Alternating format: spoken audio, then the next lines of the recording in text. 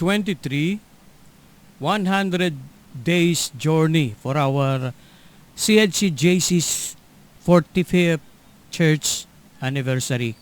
Our text for today will be on Philippians chapter 4, verse 8. Tayo manalangin.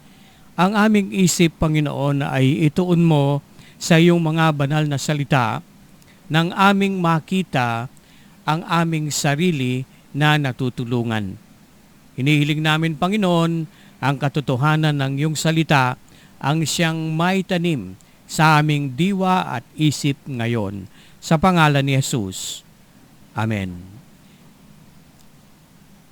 Sa Tagalog po ng Philippians 4:8, sa wakas mga kapatid, anumang bagay na totoo, anumang bagay na tapat, anumang bagay na makatarungan, anumang bagay na dalisay, anumang bagay na kaibig-ibig, anumang bagay na may mabuting ulat, kung mayroon mang anumang kabutihan, at kung mayroong anumang papuri, isipin ang mga bagay na ito.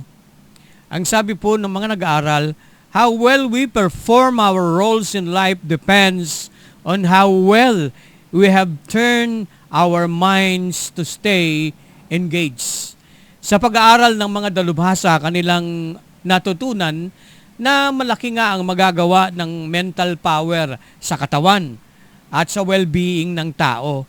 At bilang mga mananampalataya, hitik ang laman ng Biblia patungkol sa ating isip. Dapat nating pag-aralan at sundin ang nakasulat sa banal na kasulatan. Sa Philippians chapter 2 verse 5, let this mind be in you which was also in Christ Jesus. Kaisipan na mayroon ang Panginoong Jesus. Although makikita po natin na ang Panginoong Jesucristo ay nagpakumbaba at makikita natin na yung pagmamalaki ay kanyang iniwasan. At papaano naman po nating makakamtan ang isip ng Panginoong Jesucristo? Ang sabi po ng talata, yung mga bagay na iisipin natin ay yung mga bagay na dapat, mga totoo, tapat, makatarungan, dalisay, kaibig-ibig, mga bagay na mabuting ulat. Sa ating panahon, bawal ang marites. Hanapin natin sa sitwasyon kung ano ang kabutihan. Anong dapat papurihan, hindi kung ano ang pangit. Ito dapat ang laging maging laman ng ating isip.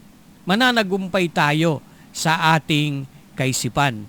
Ang aking bati po sa inyo, maaliwalas na kaisipan ang aking bati sa inyo ngayong araw na ito.